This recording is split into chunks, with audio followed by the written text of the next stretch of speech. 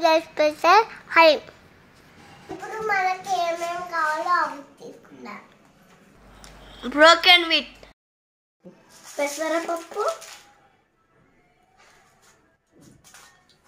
ఎర్ర కందిపప్పు,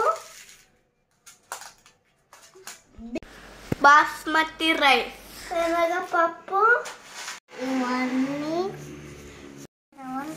తిప్పుకొని నానబెట్టుకోవాలి. అట్లీస్ట్ 4 hours అంత సోక్ చేసే టేస్ట్ బాగా వస్తుంది. నానబెట్టుకున్నాక ఇలా అవుతుంది. మిక్సీలో వేసుకొని పేస్ట్ చేసుకోవాలి. పప్పుకి నానబెట్టుకున్నంత వాటర్ చెట్టుకి పోసి మరి వస్తుంది. చెట్టు పోసేసి ఆపు. దానికి చాలా బలం వస్తుంది. మనం చికెన్ మ్యారినేట్ చేసుకోవాలి. కొంచెం కర్డ్ చేసుకోవాలి, కారం, కొంచెం ఉప్పు, కొంచెం పెప్పర్ పౌడర్, మంచి ఇంట్లో తయారు చేసుకున్న నెయ్యి, ఉల్లిగడ్డ పేస్ట్, ధనియాల పొడి కలిపి ఇట్లా మ్యారినేట్ చేసుకొని పెట్టుకోవాలి. ఒక కుక్కర్ తీసుకోవాలి. కుక్కర్ తీసుకొని స్టవ్ మీద పెట్టుకోవాలి. నెయ్యి వేసుకోవాలి.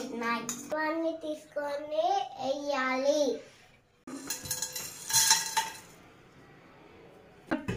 మంచి కలుపుతున్నారు కదా. ఆనియన్స్ వేసుకోవాలి. ఆనియన్స్ వేసుకో, మొత్తం తీసుకో.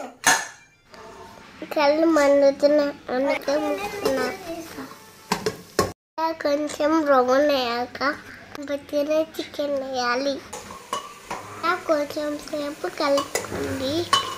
పుదీనా, కొత్తిమీర, పచ్చిమిర్చి మంచి వాష్ చేసుకొని చికెన్లో వేయాలి.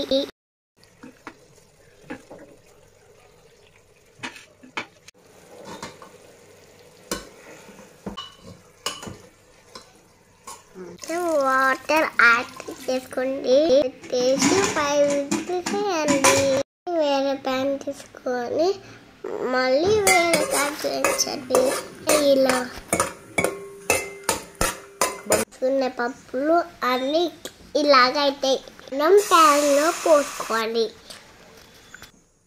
సేవ్లాగా స్మాష్ చేస్తూ ఉండాలి, పోతే కింద అంటుకుంటుంది. ఎలా అరిగింద చికెన్ అండ్ వచ్చిన వాటర్ బౌల్లో సపరేట్గా పెట్టుకోవాలి. టైటర్తో చికెన్ స్మాష్ చేపిస్తున్నాను. స్మాష్ చేశాక ఇలా అవుతుంది చూడండి. దాన్ని స్టవ్ పైన ఉన్న బౌల్లో పోసేయాలి. స్మాషింగ్ స్టార్ట్ చేయాలి. చికెన్ ఇలా చిట్టి రావాలి.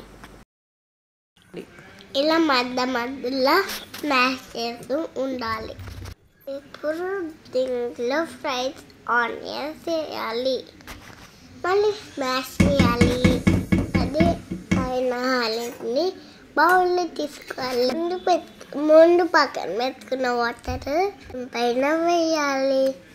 చేసిన కాజు కూడా వేసుకోవాలి. గార్నిష్ చేసుకోవాలి. పుదీనా వేసుకొని పైన అంతే. యమ్మీ యమ్మీ. టేస్ట్ చాలా బాగుంది. చేసి ఎలా ఉందో చెప్పండి మీరు. Bye bye. అలా కుదా.